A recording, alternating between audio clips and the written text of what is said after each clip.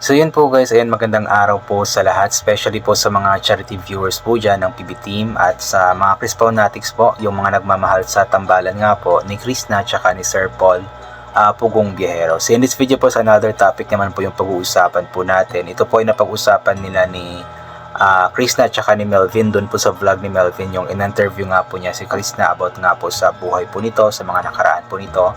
Kung saan nga po yung nabanggit nga po ni Krishna na talagang wala daw po siyang pakialam or hindi daw po siya nakikinig sa sinasabi nga po ng mga bashers tungkol sa kanya, kasi nga po ang mga taong ito daw po is wala naman daw pong ambag sa kanyang buhay at hindi naman daw po ito nagpapakain sa kanya.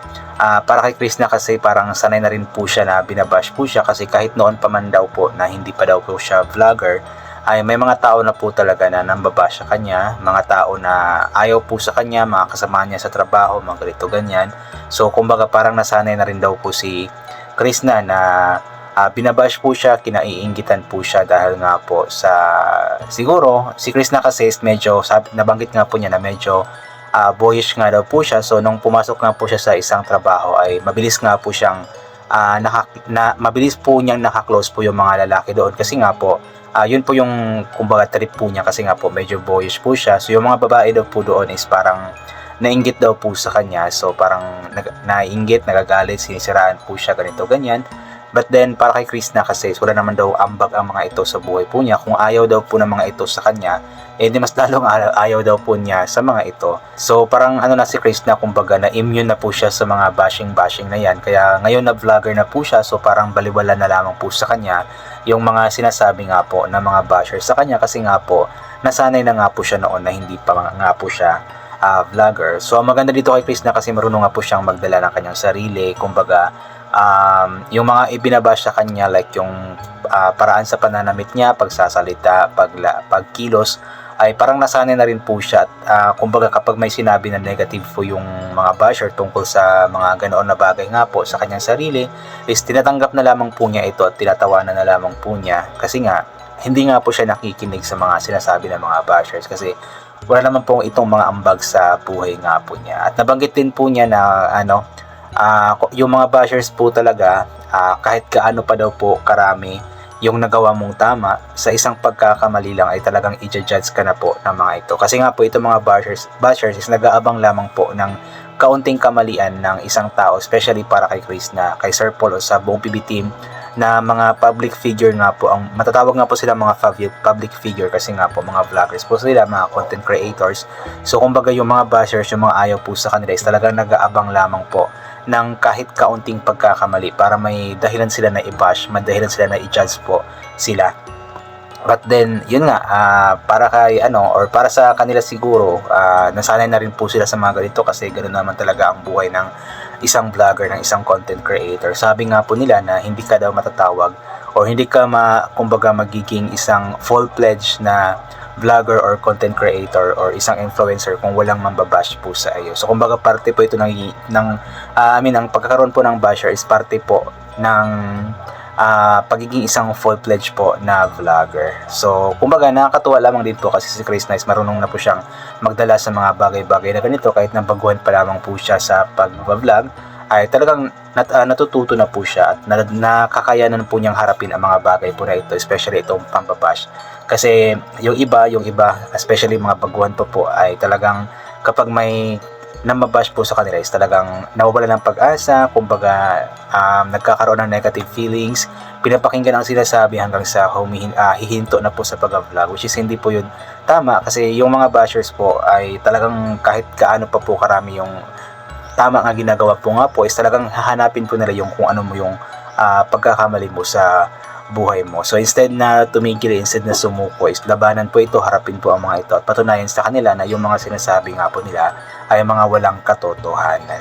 So anyway, basahin po natin yung ilan po sa mga komento ng mga taong nagmamahal nga po kay Krishna. Ayon po kay Enero des 18, "Grits ka namin noon pa man, tumatagos sa screen ang panloob mong katauhan. Though may ilan lang naman na hindi nakakakita, but never mind, keep on going, just keep your feet on the ground. Wherever the path may lead you, Krista Mahusay." Yes, totoo naman ito.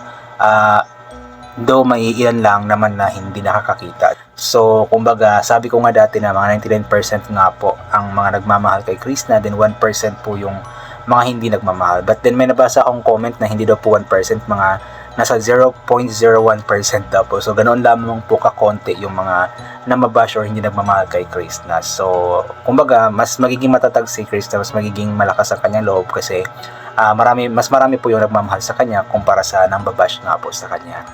Mula kay Melvin Dro, ayan. Hello Melvin and Krishna, na makita lang namin si Krishna na okay na kami. Tama yan Krishna, kung sino yung joker palangiti at mahilig magpasaya sa ibang tao, siya yung pinakamalungkot na tao deep inside, parang nag-iisa ka sa mundo pero di mo ipinapakita sa ibang tao. Pero ngayon sana masaya ka na at sana maabot mo lahat ng mga pangarap mo sa buhay. Ganon din si Melvin, be humble lang always kahit ano pang marating nyo sa buhay. Kababaang loob pa rin ang paaralin nyo. Alam ko naman na mabait si Krishna, yung mga taong nagpapanghusga lang naman sa panlabas ay nakikita yan ang nagustuhan namin. Kahit anong hirap kinaya mo, kahit anong pagsubok sa buhay, lampasan mo. Good job Krishna. God bless Krishna and PB Team. Yes, yun po yung maganda kay Krishna kasi lahat po ng mga pagsubok na pinagdaanan po niya, kahit may mga taong nambabash sa kanya, kahit noon pa man is talagang kinaya po niya, hinarap po niya. Hindi po siya sumuko, hindi po siya tumigil sa hamon or sa laban ng buhay. Talagang lumaban po siya para sa kanyang sarili at sa kanyang pamilya na din po. Ayan. Mula kay Adelaida Sanchez. Good morning Melvin and Ning Krishna. Hayaan mo sila, ang mahalaga totoong tao ka at di mapanghusga sa kapwa kahit marami kang problema di ka pinabayaan ni Lord kasi mabait kang anak at sa ngayon napakalaking blessing mo na nakita ka ni Sir PB at nandyan ka na ngayon sa kanyang PB house. Ingat ka palagi, ikaw din Melvin, and God bless sa inyong lahat ng PB Team. I love you. Chris Pau. Ayan. Yun po, tama po na hayaan na po yung mga sinasabi nga po ng mga ibang mga tao. Ang importante po is kumbaga pinapatunayan ni Chris na kung ano nga ba ang totoo. Kumbaga totoo siya sa kanyang sarili, walang halong kaplastikan. Kung ano siya, yun po talaga ang kanyang ipinapakita. From Carmelita Bonyor, ganoon talaga ang mga tao na hindi nakakilala sa iyo, husgahan ka nila agad. Kaya Krista, ituwid mo ang mga mali na nakikita nila sa iyo. Pag nasa baba ka, lalo ka nilang hihilahin pababa. Kaya mo yan sa tulong ni Sir Paul, mahalin mo lang siya ng tapat. Yes, tama. Yung mga taong hindi nakakakilala, yun naman talaga yung mga taong madalas nang babash. Kumbaga, kung nakikita lamang po nila yung mali. For example, may nagawang hindi tama si Krishna. So, dahil nga po mga bashers po sila at hindi po nila alam yung totoong kwento ng buhay ni Krishna kung bakit ganun po siya, bakit nagawa po niya yun. So, automatic nang babash po sila. So, ang ginagawa kasi ng mga bashers for engagement lang din po kasi yan. Kumbaga, naghahanap sila ng issue para may mapag-uusapan. From Florence Moreno, relate ako sa iyo Krishna, when I was young, tama yung sinabi mo na sa dami ng mga gandang ginawa mo pero sa isang pagkakamali mo lang was na kabutihan mo. Oo nga po no, pero talaga ang buhay ng tao yung kahit kaano pa, milin pa yung nagawa mong tama, mga kabutihan sa kapwa, mga ganito ganyan, but then magkaroon ka lamang ng kahit isang kaunting pagkakamali, yun po talaga yung matatandaan ng mga tao sa iyo na ganito nagawa po niya iyan, ganito ganyan ba. So di ba, yung kumbaga nakakalimutan po yung mga napakarami mong magagandang nagawang tama. Tapos mas naaalala po nila yung mali mo. Isang pagkakamali, isang napakaliit na pagkakamali po. Ewan ko nga ba kung bakit ganoon po yung ibang mga tao. Anyway, ito po mula kay Weng. Hi Melvin and Krishna, be strong lang Krishna, Peking Koreana. At least nag-change na ikaw, now focus lang ikaw sa pag-vlog mo at be humble. Tama yung mga ginagawa mo na hindi nilang pansinin yung mga bashers mo. Always be thankful sa tumulong sa'yo. If may problem ka, sabihin mo sa pagkatiwalaan na friend mo. Ingat kayo palagi dyan. God bless. Tama, huwag nang pansinin yung mga bashers kasi inulit ko nga po, sabi nga ni Krishna na wala naman sila mga ambag sa buhay po niya.